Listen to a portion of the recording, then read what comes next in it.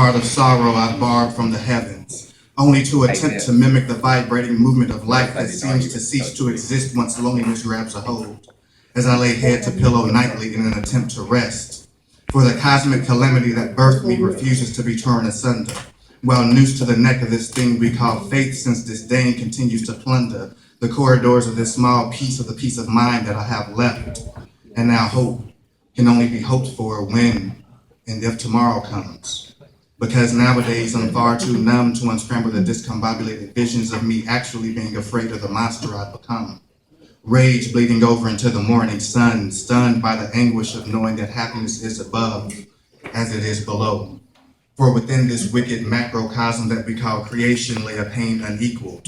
And within this macrocosm lies a pain that just is, with there never being a high potent enough to erase the images of yesterday that have been pressed indelibly upon the brain. Vivid images of daddy issues. Issues with daddy having issues with me types of issues, yet a part of me longed to be just like my mother, but now I'm too much like my mother, so I'm having issues with men because I love just like my mother type issues. Now jaded for not knowing better, constantly trying to stay faded because I thought that I knew better. But I'm trapped within this Rubik's Cube mind of mine, sending SOS distress smoke signals from the confines of this glass bong, while searching the bottom of a tequila bottle trying to figure out where the fuck I went wrong. So as loneliness surrounds my fears, I'm faced with the realization that I just may be afraid of my own beautiful. Because I seem to be forever shackled to this anguish antiquity of anger that seems to consume me.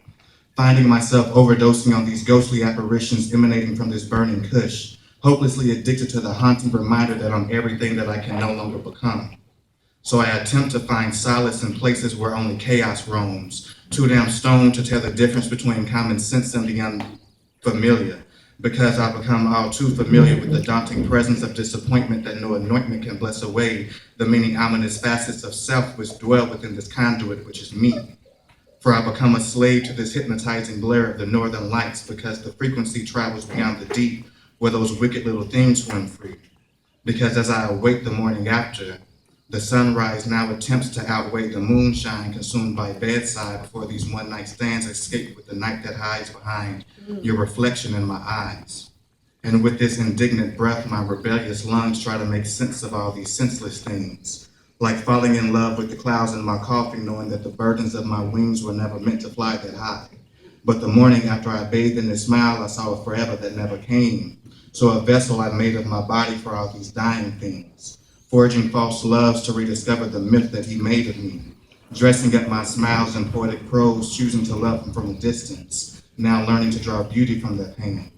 Because from within this heathen glares a glimpse of my sin, with my vulnerability anchored to my chest where the weight of my world rests.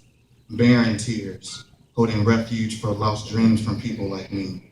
People like me who fiddle with the unbecoming, becoming oh so unbecoming of these unsettling things. Unsettling becoming everything that was too afraid to be remembered. All right.